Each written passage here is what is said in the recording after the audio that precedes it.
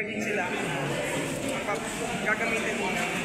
So, papagamit muna ako sa ibang sports. So, ayun.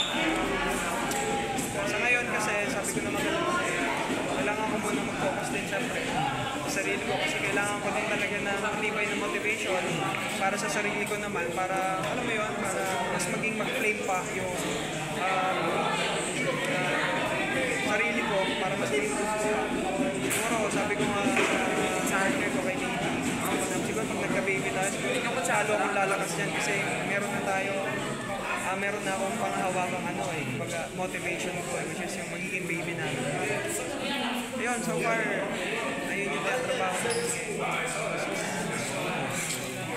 Okay, yung sa ating Batang Tol Kickboxing Challenge, napansin nyo ba yung nakitaan mo na ba ang mga potential ng ating mga kickboxers natin na maybe someday makakasama ka nila sa national team? Yes, actually, nakitaan ko ng potential, lalo na yung mga, ayun, kahit baguhan, hindi rin nagpapatalo, nagsabayan din.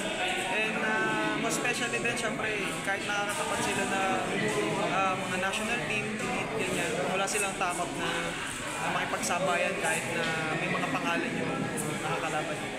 Lastly, Brother RG, sabihin natin no hard feelings ang inyong pagsabak nga doon sa ating World Games.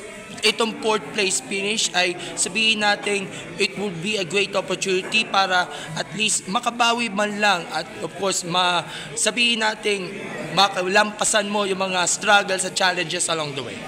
Yes, ayun. So para sa akin sa ngayon muna, kailangan ko munang ibalik ulit yung flame ko kasi yung disappointment kasi parang hindi mo basta-basta mahihil yan ng ganun lang. So parang bigyan ko muna ng time sa sarili ko, ganyan, para at least alam mo yung talagang feeling mo na nagbabaga ka sa training, talagang, alam mo yun, wala sa iyo yung pagod, talagang sobrang gusto mo mag-training, gusto mo mag-sparring, wala kang doubt na ginagawa yan kasi talagang nagbabaga kayo, punong-puno ka na gusto kong mahanap yun sa ngayon na meron akong natitira pang araw na rest ko bago ulit ako mag-training.